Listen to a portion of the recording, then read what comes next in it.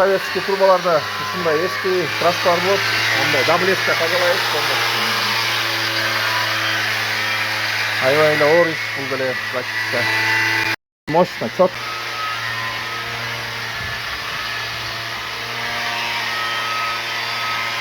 Сейчас вот 370. Өзүм жаңы эле покраскадан чыкты да. Меники. Ну. Вот что.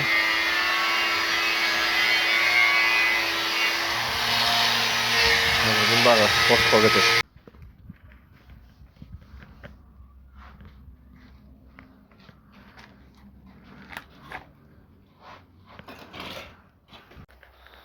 Чё там, Дастанчик?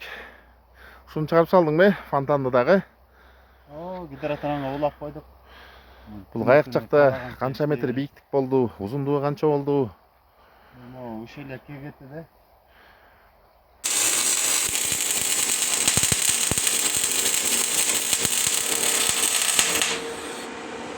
لا حول ولا قوة إلا بالله. السلام عليكم ورحمة الله وبركاته. Құрметті мекендештер, мына мындай качество однослойный шов мына автоматпенен ушундай болуш керек.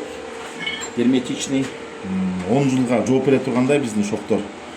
Как минимум 10 жыл. Наборный усиление бар менен полный насостун качествосуна биринчиден жооп беребиз. 10 жылга сразу гарантия берем. Насостун эч жагы шофтон бир жерге кетет, темирден бир жерге бирден болуп кетет. Жалаң тас келип мына көргөнүңүздөрдөй өт молитинде калың флянсларды алабыз.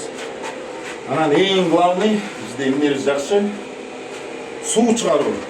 Мына биз канча жерге барып, мына растораторго барып сууну чыгарып атабыз деген баягы бул насос менен бул суу атырактагы муну эч кимдер байкабай калат чөч. Самый главный эффект деген ушул жерге азыр суу чыгарган жагын жасайбыз. Ушул жерде суу чыгарып элдин батасын алуу, ошол элде эң биринчи очередь ошо элдин батасын алуу. Сууну чыгарып салдыңызбы кана? Иншаллах.